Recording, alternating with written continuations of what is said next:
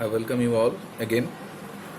This will be the lecture on the topic moment of inertia. It will be a very brief lecture, only the preliminaries of moment of inertia, developing the concept of it. So let's start.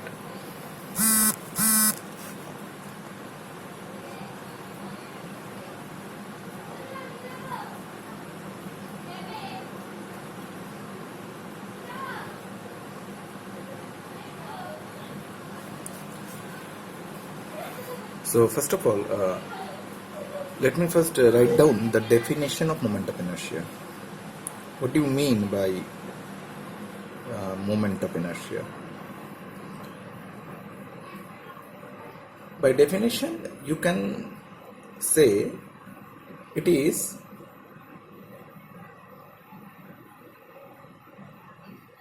resistance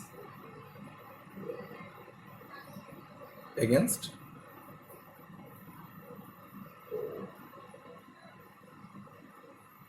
angular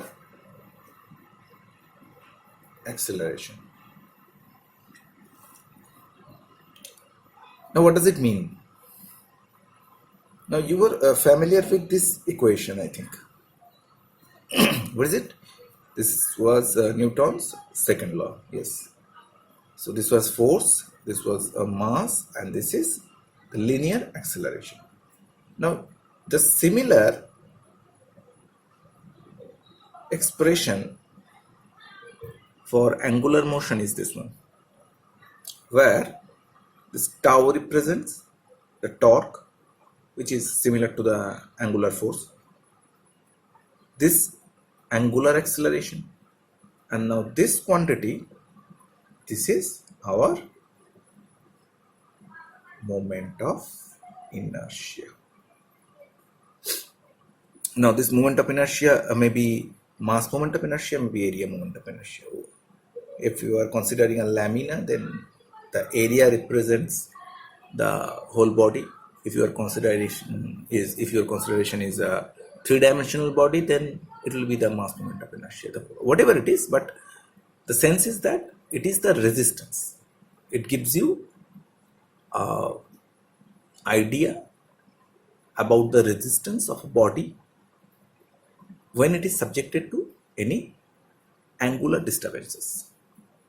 Like if you want to accelerate it through some applications of some torque, then the shape of the body or the mass distribution of the body, it plays a vital role. Okay. So this is the definition. Now whatever we have in syllabus, let me write down in a mathematical way. Okay, writing down in a mathematical way.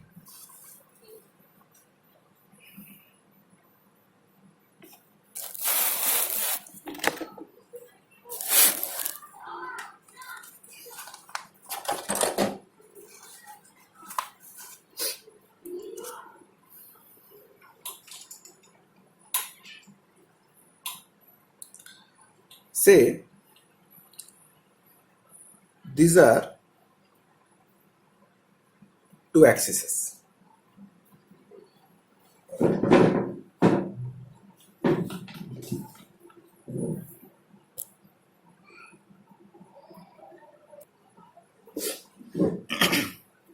So these are the two axes. So say this is x and this is y. Suppose we have one body here.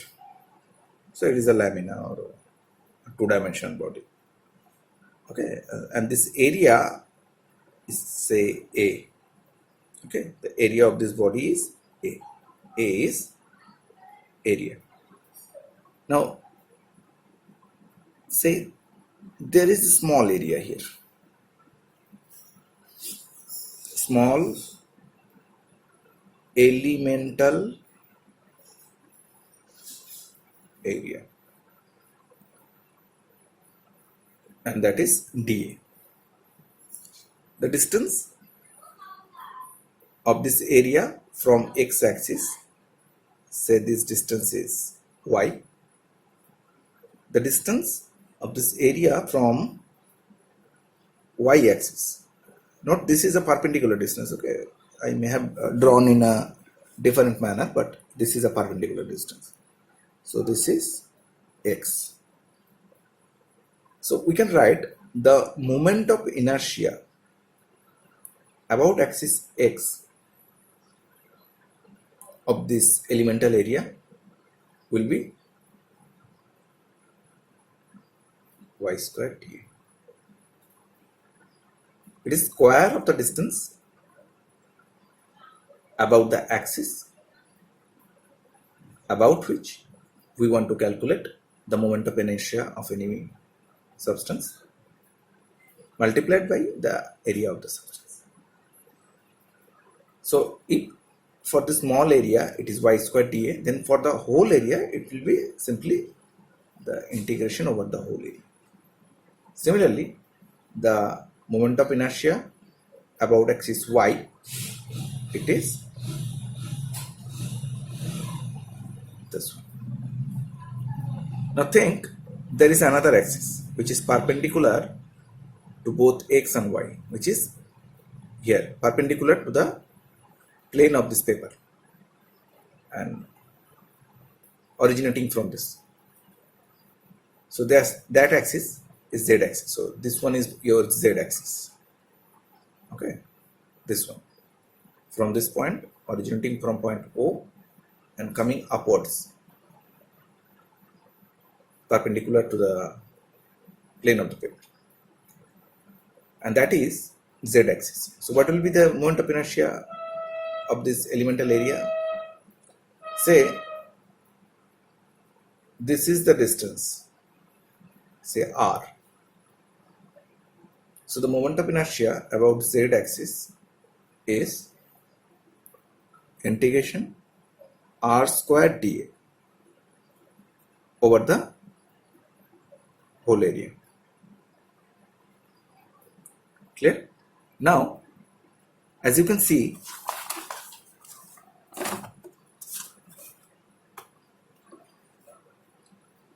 what is the relation between x, y and r? The relation between x, y and r is x square plus y square equal to r square. That is sure. Now, this one is x, this one is y. So this is one right triangle. So x square plus y square equal to r square. So from that analogy, we can write that integration x square dA plus integration y square dA should be integration r square dA. Okay, so that means moment of inertia about y-axis plus the moment of inertia about x-axis will be equal to the moment of inertia of any substance about z-axis. So this is the theorem which is popularly known as perpendicular axis theorem. It says if there are two mutually perpendicular axes, then if there are three mutually perpendicular axes, that is x, y and z, then the moment of inertia of any body about any two axes,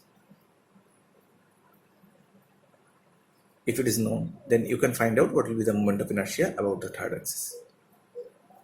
Okay, so it can be written in a manner that if there are three mutually perpendicular axes, then the moment of inertia about any axis will be the summation of moment of inertia of the other two axes.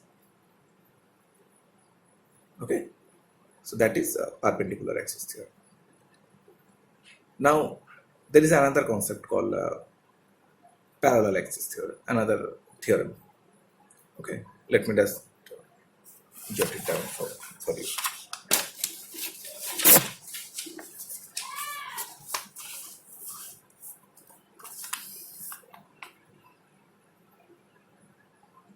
parallel axis theorem.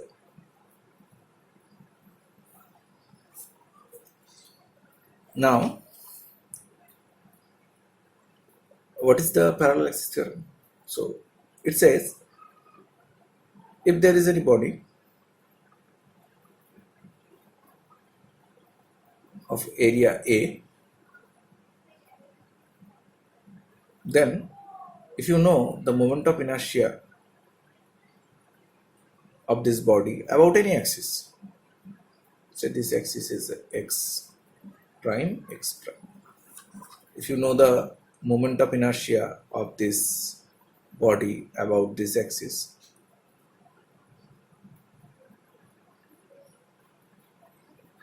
is this one, then you can find out the moment of inertia of this body about any axis which is parallel to this one. See, if there is another axis, so if you were to find out what will be the moment of inertia about an axis which is parallel to the previous axis, then only you have to know what is the distance between these two axes. If the distance between these two axes are known, say that is h, and you know the area of the original plane or the body of which you want to know the moment of inertia, then the moment of inertia of this body about this axis will be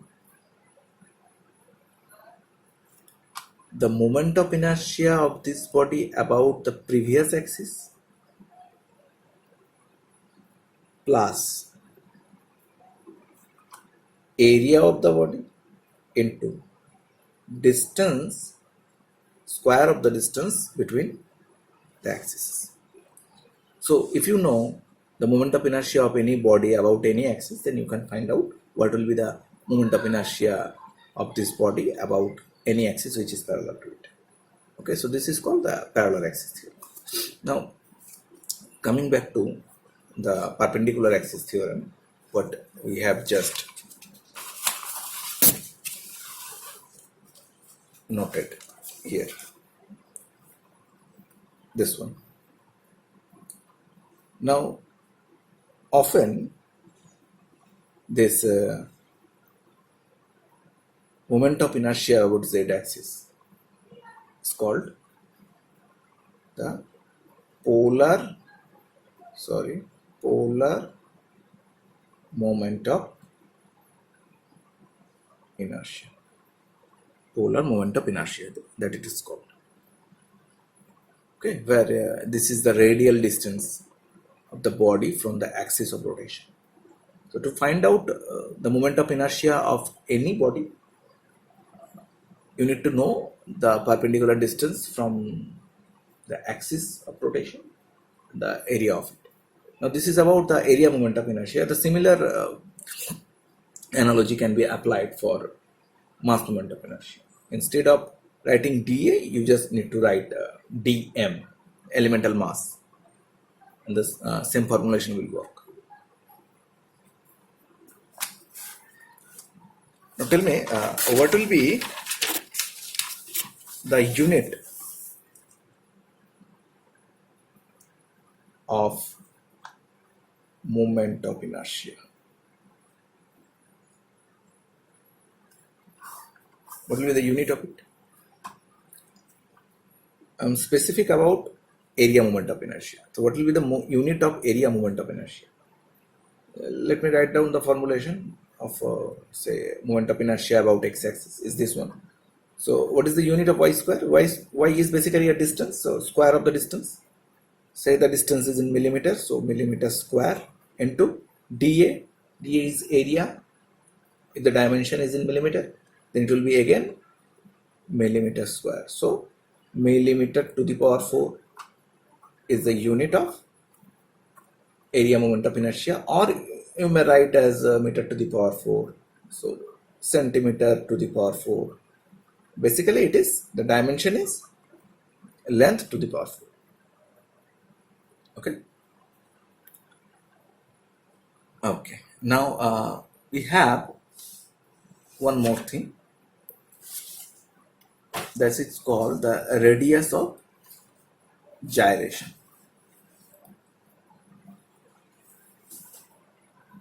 The radius of gyration, that is called radius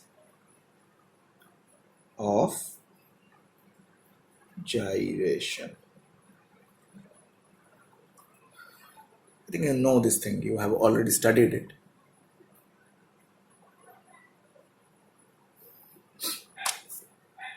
Say there is an axis, and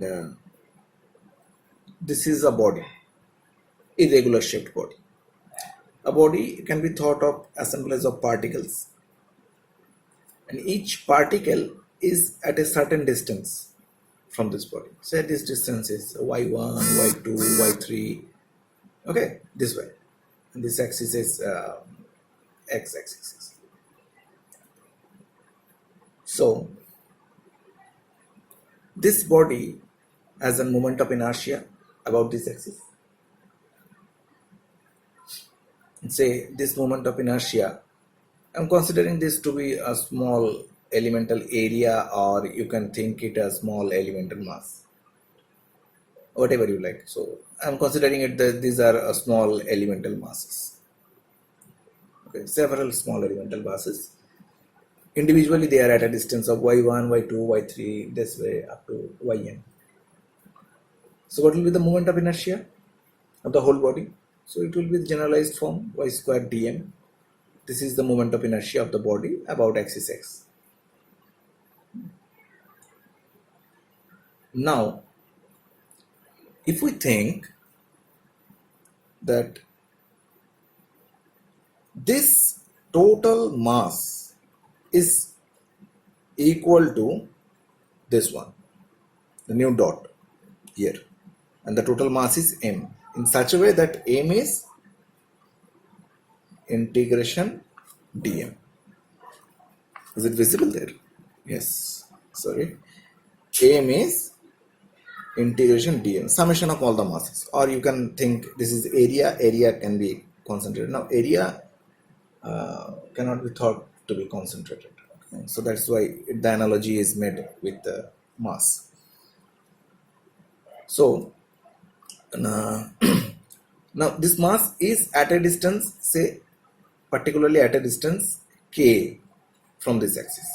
This distance is k from this axis to this mass. But this k square m or mk square, this product, the moment of inertia of this mass m about this axis is mk square. That is the thing, y square, square of the distance into mass of the body. This is same with this one. If this is same with this one, then this distance k is known as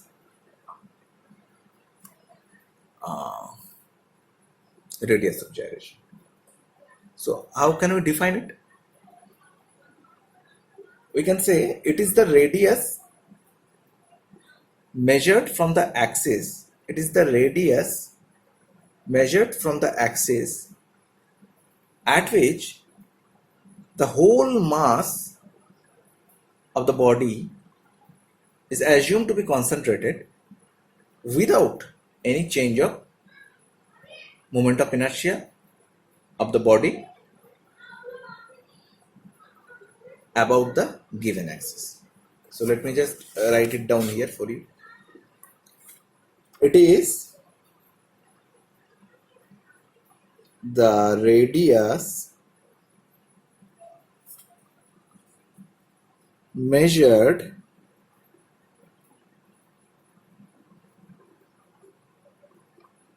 from the axis at which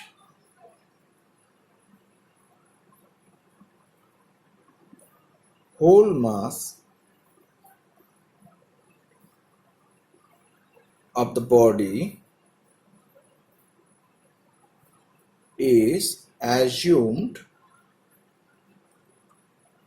to be concentrated without change of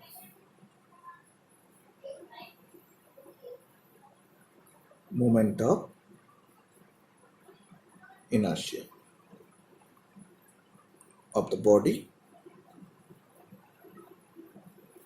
about the same axis. So in mathematical manner we can write it out. If k is radius of gyration,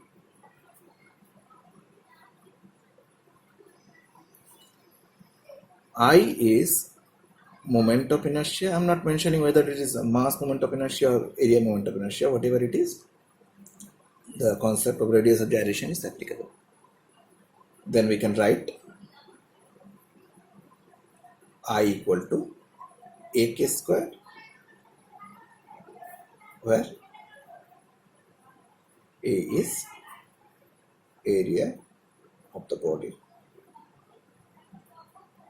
or we can write I equal to mk square, where m is mass of the body. Now the another name for radius of gyration is, it is called gyradius. Another name of it is gyradius. Okay. Now the problem is how to solve problems. Let me just short it out. One simple problem. Suppose there is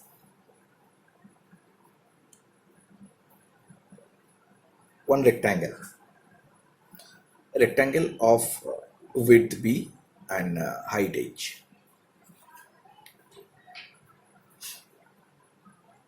Simple. Width b, height h. And we want to find out what will be the moment of inertia of this rectangle about an axis which is passing through its center, like this. Say there is a centroidal x-axis, and we want to find out what will be the moment of inertia of this rectangle. Pardon my rectangle. So how to sort this out? Now follow the procedure. This is the rectangle. We want to find out what will be the moment of inertia about this axis x. So what we are doing? We are taking one elemental strip of height dy at a distance y from the x-axis. This width is b and this height, clearly it is h.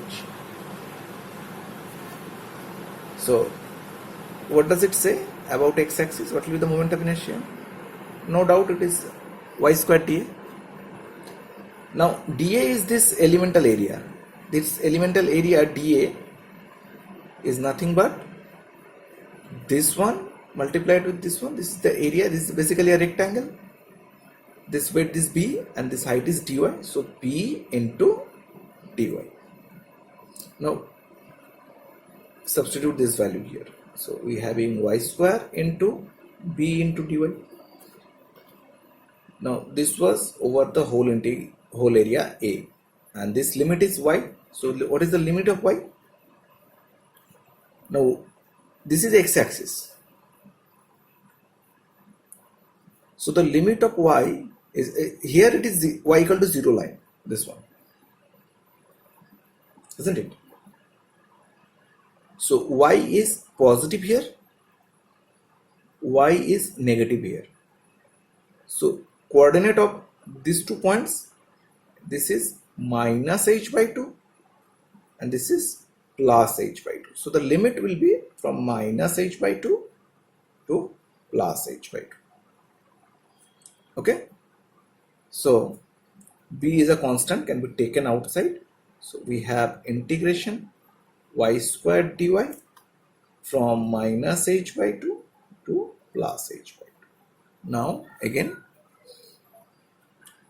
b y cube by 3, that is the integration, limit is h by 2, h by 2. So that comes out to be b by 3, h by 2's cube, that is h cube by 8, minus of minus, that is plus h cube by 8. So that comes as b h cube by 12. So the moment of inertia of a rectangle about the centroidal x-axis, the width of the rectangle is b and height is h, so that will be b h cube by 12. Now, if I just ask you what will be the moment of inertia about y-axis, see, you just need to think this is, the problem is, you can think this rectangle to be a rectangle like this. You want to find this is y, this is h, and this is b. See, this is the y-axis here. So if you rotate the picture, it will look like this. Now again, it is just only terminology. The x is replaced by y, the h is replaced by b, and the b is replaced by h. So in that case, we can write it will be h b cubed by 12. Okay, so I will stop now, and in the next lecture we'll find out the moment of inertia of other areas. It is a simple rectangle, so we will find out what will be the moment of inertia of a triangle or a circle or a semicircle. Then we will move into the composite sections in the subsequent lectures. So I hope you enjoyed it. So go through this lecture. It is only a half an hour lecture. So if you have any query, just send some voice messages, and I will reply tomorrow. Okay, thank you.